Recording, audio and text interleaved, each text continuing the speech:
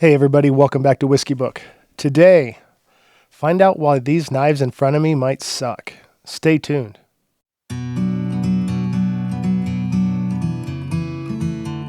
Hey everybody, so what am I talking about? Is this clickbait? Not, kind of, maybe, sort of, not really.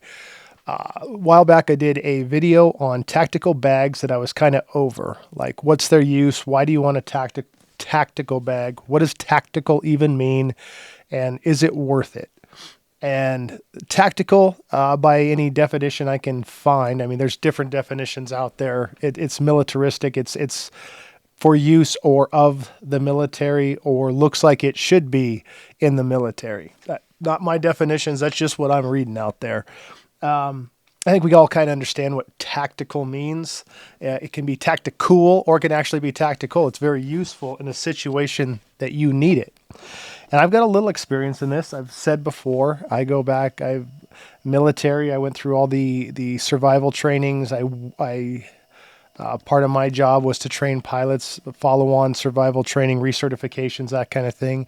And I was police officer for many years, SWAT officer, and now I train other officers. So I have some experience in this world. I know some special spec ops guys. A couple guys on our police department actually were Green Beret and some other things. We had some ties to those things, enough to know when we train with them to know what people use, what they don't use.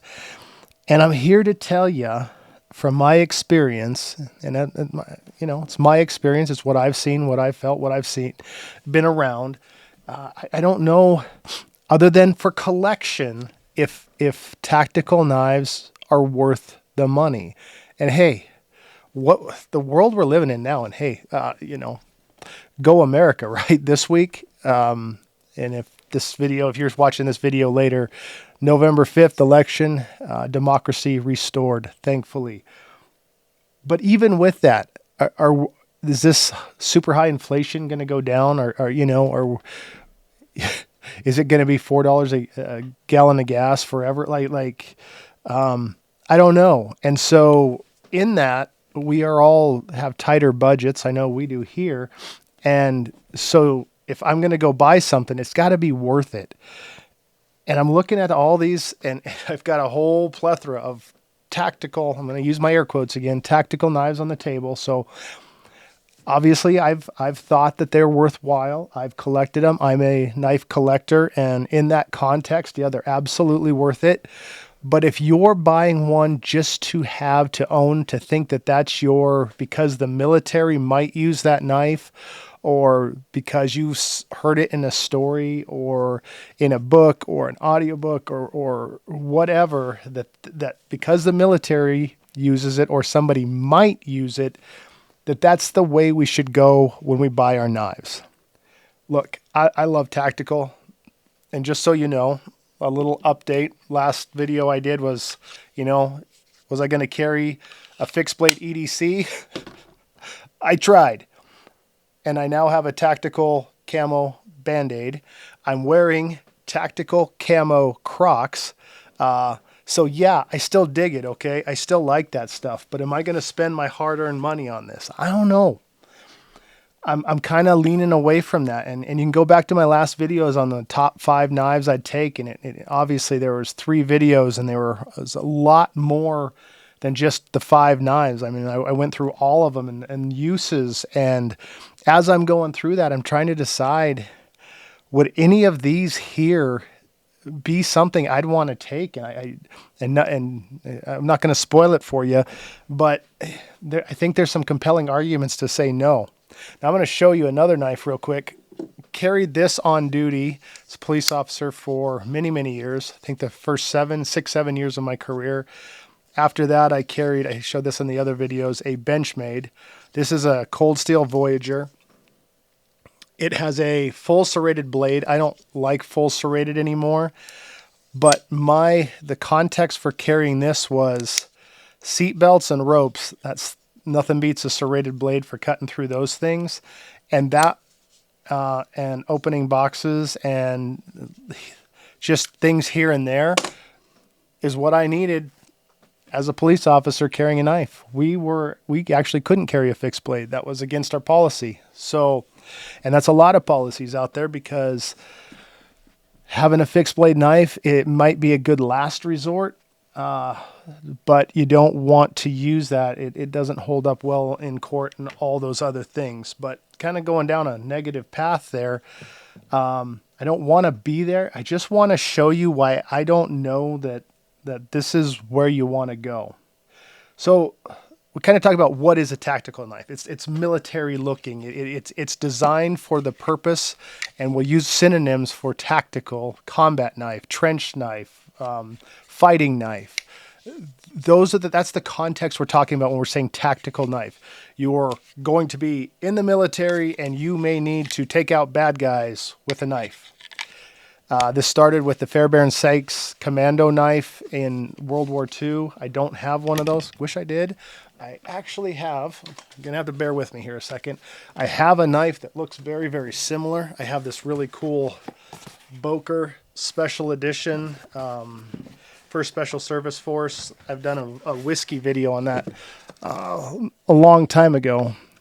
And the First Special Service Force is Canadian-American special forces in World War II that trained in my hometown here in Helena. But that dagger looks a lot like a Fairbairn Sykes commando knife. That's what this is, I believe, kind of patterned off of. This is a Becker. I believe it's the Argentine Becker too, which is good stuff. But that has a really sharp pommel on it, double-edged dagger design. I'm sure it works great if you have to sneak up on some unsuspecting Germans or whoever in World War II and take them out. But I don't know that anybody's doing that anymore. I have contact with some former Spec Ops guys, and to be honest with you, this is very controversial, but I'm not sure that I take their opinion on what a good knife is to heart. I grew up on a ranch too. I've said that many, many times. I've used a knife almost every day of my life for cutting straps, this, that, the other, hunting, whatever. I'm pretty sure I've used a knife a whole lot more than some of those folks. And I am not putting down anything that they do. I love what they do. But I'm not sure that they are the subject matter experts. Just not. I know the seals are issued. They used to be issued the seal pup. I used to have one of those to show. I don't have one of those right now. I do not. But now they are issued the SRK, and I had that in one of my other videos. That's a great all-around knife, not necessarily just a fighting knife. So I appreciate that. So let me show you what I mean here. Well,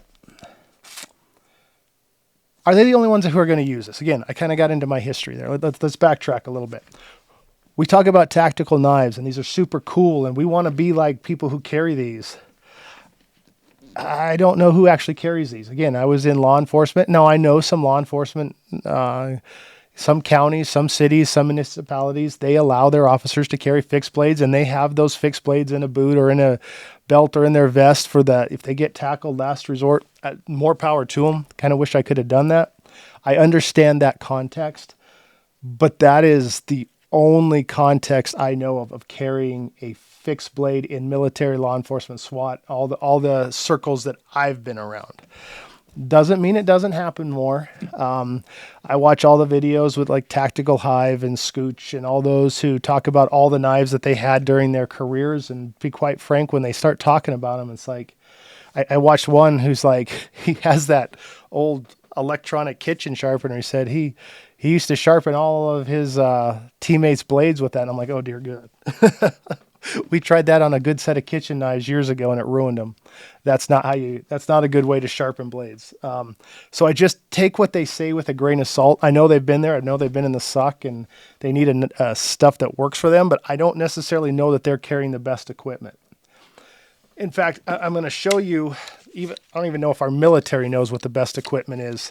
I was worked in the Air Force, in aircrew life support, I dealt with equipment that went with aircrew. They used to have the old Air Force bolt knife, and my God, was that a piece of crap. I ended up with one. The first time I took it out, it took me 2 slices of whatever I was slicing to dull that thing out, and then the tip bent on. I was actually just trying. I found a deer antler out in the dirt, and I was trying to pry it up out of the ground, and it wasn't even that hard, and the tip bent. And I was like, wow, that's my survival knife. No, thank you. And then you have this. I believe this is the M9 bayonet. Again, if you see some streaks on there, some of these carbonated blades, I have some wicked wax on there from Winkler knives, which is really good stuff. But this bayonet, this is what the military says is a good knife. If it does fit on an AR that has the bayonet lug on it, and that's pretty cool to have. I can't tell you the last time that our military ever did a bayonet charge or needed one of these. And from everything that I've read and heard about, is this was just a big paperweight. Too heavy. Between the sheath is really thick. Has a, like, you know, you can do the whole, hold on. You can do the whole cut the wire thing with this, and it's got all kinds of coolness to it. And I love having this. I mean, it's just a part of history, but nobody uses this thing.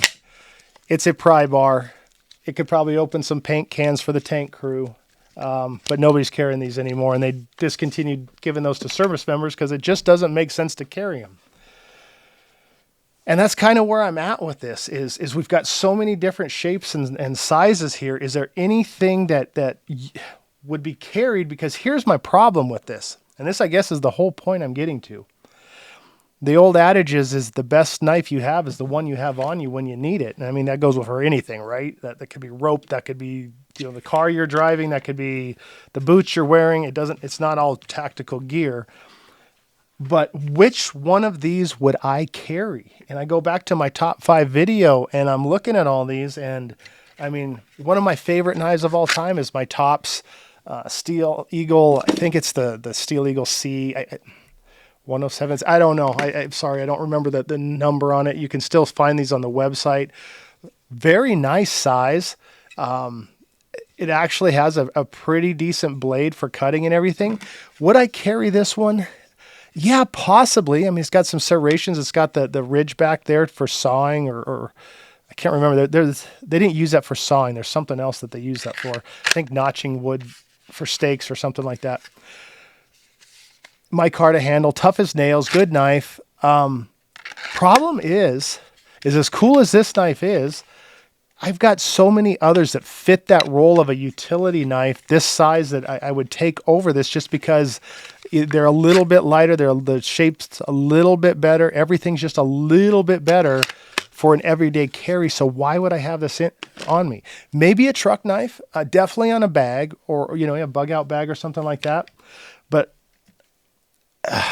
are we going to spend our money on a knife just to sit on a bag and sit in the corner of our room forever? Maybe.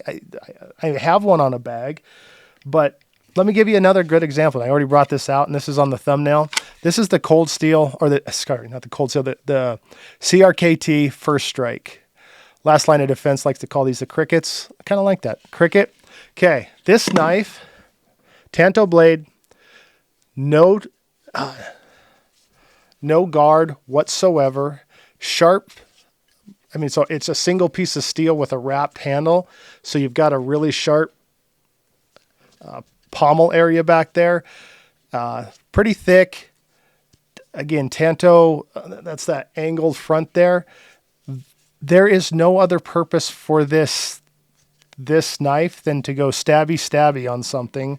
You start carrying around a knife like that and you end up having to use it, you may win in court, but you're going to have to answer some questions. Same thing with these little boot knives. Only one purpose for that, though, and it's not to open envelopes, although it works very well for that. I don't know. And speaking of double-edged ones, one of my favorite knives in the whole world is this Cold Steel OSS.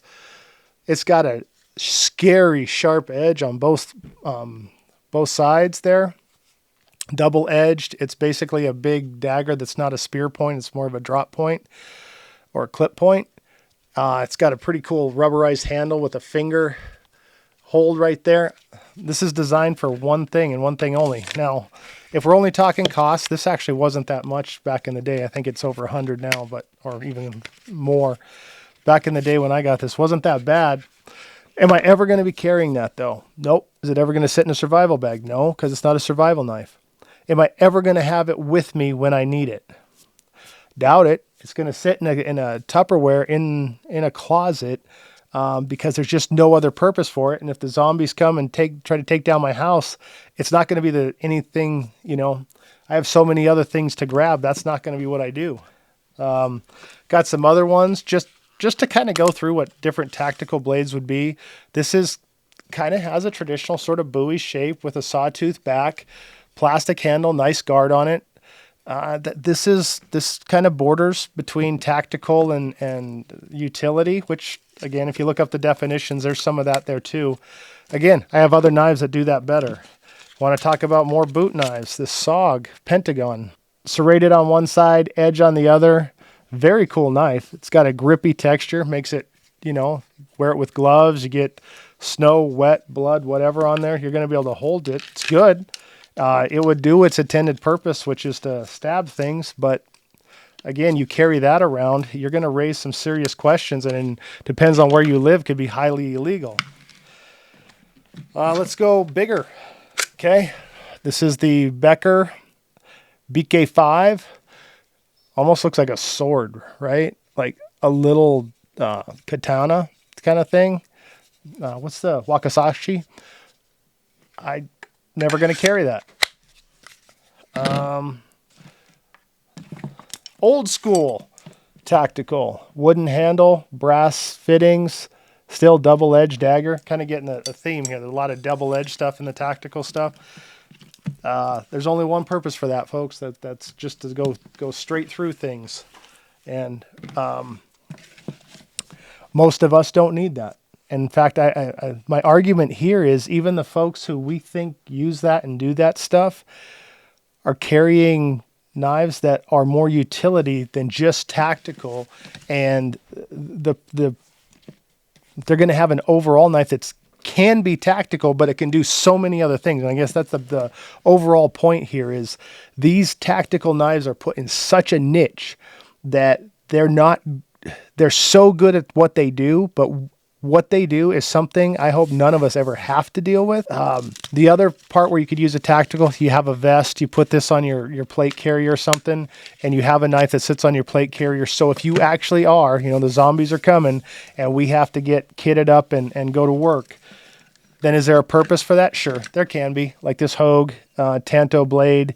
Again, very much like the Cold Steel, or not the Cold Steel, the Tops Steel Eagle. Very, very similar. I went over this knife in that video. I'm not going to go a lot. It has a locking mechanism that you can hang this upside down on your kit. I can see getting one of these if you've got a kit and you want to have that ready to go. Although this fairly heavy, it's going to put a lot of weight on that kit. I have four here that. Okay, we're gonna go away from the negative and not wanting this stuff to the four that types, not four knives in particular, but the four types that I can see getting as a tactical knife and maybe carrying. Okay. First one, a little controversial too, because some people believe in neck knives. Some people don't. You know, you don't want something around your throat that you can be choked with. Totally understand that. Again, CRKT, the spew, the Cricket spew, this great letter opener. Other than that, used to carry it around. I'm kind of with that whole thing. I don't want anything around my neck. So waste of money, maybe. Good to have. I don't know. Again, letter opener. One of the very first folders I ever got was this Benchmade Striker. And if you missed the last video, I had to tighten this up so much it doesn't flip open anymore because it's kind of a faulty design. But if you look at the blade shape itself, that's not a utility blade. Anything with a Tanto is made to pierce without bending the blade. It gives some extra strength to it. And it's got serrations down part of it and whatever. So good tactical folder. Can I see carrying a folder as tactical? No, because I use my folder for everything and I need it to not be... I need it to have that the belly on it so I can slice stuff. It's hard to do that with a tanto edge. You're kind of either piercing or straight slicing. Hard to do. Okay, another one that I see people carry all the time, I don't like because they put holes in my pants, but the OTFs are out the front knives. You can't tell me that that's not 100% tactical, like this Cobra Tech in D2. It's got a breaker at the bottom. That's cool. It's an adult fidget toy, and this one actually comes with a case that you can carry with it too. I don't see a use to it. Maybe you do. Tell me if I'm wrong. Like, I could be completely off here. This is, again, all my experiences. You can tell by my collection that I was all into these, and I wanted all of them that I could get, and I don't even have my K-bar up here, my K-bar fighting knife. Like, I didn't want to be real controversial with that one, but if you carry these and you have a purpose for it, let me know, okay? Okay, the last one I have kind of goes along with the line with the one that got me, my little reef. This is my Cut 4.0, and man, these Kydexes are tough. That's kind of what got me cut. Cut 4.0. This is a wicked, wicked knife. Tops, love top stuff. Really, really strong. The 1095s heat treated very well. They have a good grind on them. I like most times I don't like a ring, but they really fits on this one. You can reverse grip or forward grip this with your pinky in there, and you can cut. This one, why I say possibly, because the belt, you can put a belt clip on there. This one's almost small enough, especially if you're a taller dude or lady. You can put it inside your belt and carry this around. And in some places, 4-inch blade may not be concealed. It is here. It used to be. But that has a belly on it. I can use that to slice, to cut. It's a flat grind. Actually pretty good. Like, it's a pretty good shape. So we're leaning more on the utility side there. Okay. So those are the ones that I can see doing if you have a pocket knife that's a little tactical, but you know how to use it. If you have a EDC fixed blade that's small enough to grab, I can see that for sure. If you're into the neck knives, sure. And then I think all OTFs, I mean, Microtech makes $1 billion on the OTFs they have, and they're great. I mean, don't get me wrong, they're built like a tank. They're awesome. Good stuff. Not my thing. I just put too many holes in pockets and almost my fingers with those things. Carrying around, if I have to have a knife that I need to carry around with a safety on it, it's kind of like carrying a gun around with a safety on it. You got to remember to undo that when you need it. And I'd rather just have a pocket knife that flips out that I've done 1,000,000 times and I know how to do it. Okay, this video, not telling you not to go tactical. You want to do this, you want to collect this, you want to do this, hey, you go for it.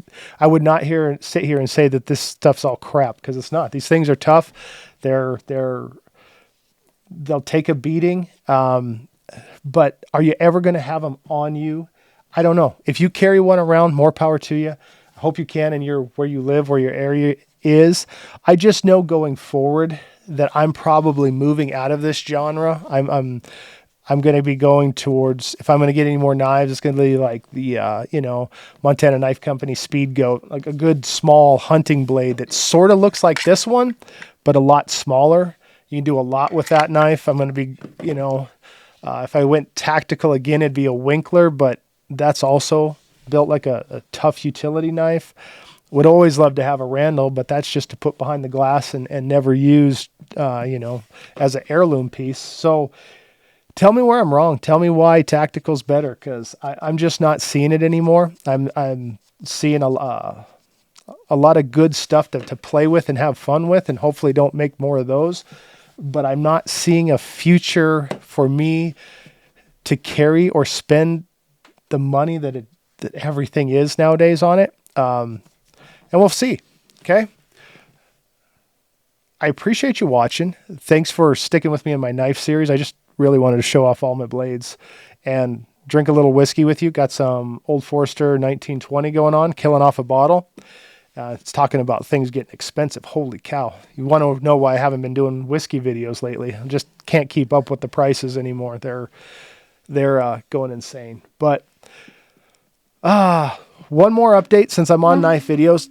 just bear with me. I'm going to reach forward. I've been carrying the Ozark Trail $10 Walmart Giddy Up for, it's not really called a Giddy Up. I just wanted to say Giddy Up for a couple more weeks now. And I'm digging it. It's not as thin as my bug out. It's the clip is almost too clippy, like it on dress pants, especially I don't wear dress pants, but I wear nice, decent looking pants and stuff that sometimes it pushes the pocket down a little bit. Don't like that. And very, very minor nitpick is whatever coating is on the blade, it just looks greasy, picks up fingerprints very, very lot. Yeah, that's great speaking English right there. You get a lot of fingerprints and smudge marks on there, which not a deal breaker, but it's just a thing. So thanks for watching. I will see you next time on Whiskey Book. Have a great weekend. Have a great 4 years. Go America.